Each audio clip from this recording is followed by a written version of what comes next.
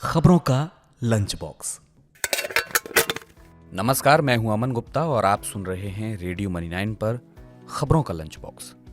दुनिया के 10 सबसे अमीरों की लिस्ट से बाहर हुए गौतम अडानी बताएंगे कितनी कम हो गई उनकी कंपनियों की वैल्यूएशन, कैसी रहेगी भारत की जीडीपी ग्रोथ रेट और किस बैंक ने दी बिना डेबिट कार्ड के यूपीआई चालू करने की सुविधा। इसके अलावा भी हैं बिजनेस और फाइनेंस से जुड़ी कई खबरें, तो शुरू करते हैं। देश के 60% परिवारों को अपनी आय में गिरावट आने का सता रहा है डर। लोकल सर्किल के 37,000 परिवारों के बीच किए गए सर्वे में शामिल लोगों ने अपनी आय में 25% तक गिरावट आने की जताई है आशंका।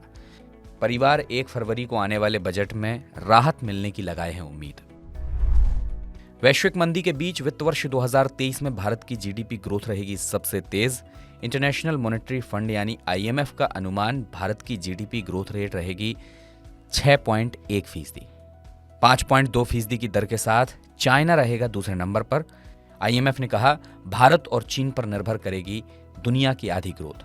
साथ ही आईएमएफ ने आर्थिक विकास दर में गिरावट के बीच महंगाई को बताया चरम पर।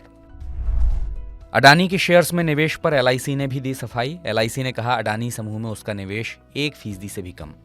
एलआईसी का कहना है पिछले कई सालों में एलआईसी ने खरीदे अडानी समूह के 30,127 करोड़ रुपए के शेयर्स। इनकी मार्केट वैल्यू बताई गई 56,142 करोड़ रुपए। अडानी इंटरप्राइजेस का एफपीओ यानी फॉलो ऑन पब्लिक ऑफर का आज आखिरी दिन। एफपीओ के कुल साइज का 16% यूएई की लिस्टेड कंपनी इंटरनेशनल होल्डिंग ने किया है सब्सक्राइब। आईएचसी ने एफपीओ में किया है $40 करोड़ का निवेश। बीएसई पर सोमवार को अडानी इंटरप्राइजेस का शेयर 2,884 के भाव पर हुआ बंद। भारतीय रेगुलेटर नियम के मुताबिक अगर ये एफपीओ 90% से कम हुआ सब्सक्राइब तो इसे माना जाएगा असफल। हिंडनबर्ग की रिपोर्ट के बाद अडानी समूह के शेयर्स में गिरावट से अडानी की कुल संपत्ति भी घटी। दुनिया के 10 सबसे अमीर लोगों की लिस्ट से बाहर हुए गौतम अडानी 84.4 अरब डॉलर की कुल नेटवर्थ के साथ 11वें नंबर पर पहुंचे अडानी समूह की कंपनियों की वैल्यूएशन भी 65 अरब डॉलर हुई कम। 3 दिन में 39% तक टूटे अडानी कंपनी के शेयर्स। अब तक निवेशकों के डूबे 5,31,000 करोड़। एचडीएफसी और बंधन बैंक ने बल्क फिक्स डिपॉजिट पर बढ़ाया ब्याज। एचडीएफसी ने 2 से 5 करोड़ वाली और बंधन बैंक ने 2 करोड़ से लेकर 50 करोड़ रुपए और उससे ज्यादा की एफडी पर बढ़ाई ब्याज दरें। एचडीएफसी बैंक सीनियर सिटीजन्स को सबसे ज्यादा 7.65% देगा ब्याज।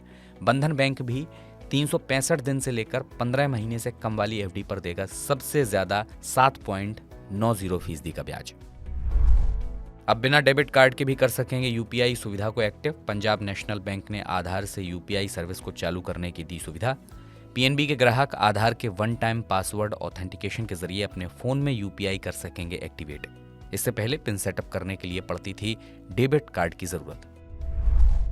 एलआईसी ने की व्हाट्सएप सुविधा की शुरुआत। ऑनलाइन पोर्टल पर पॉलिसी को रजिस्टर कराने वाले पॉलिसी धारक कर सकेंगे व्हाट्सएप सुविधा का इस्तेमाल।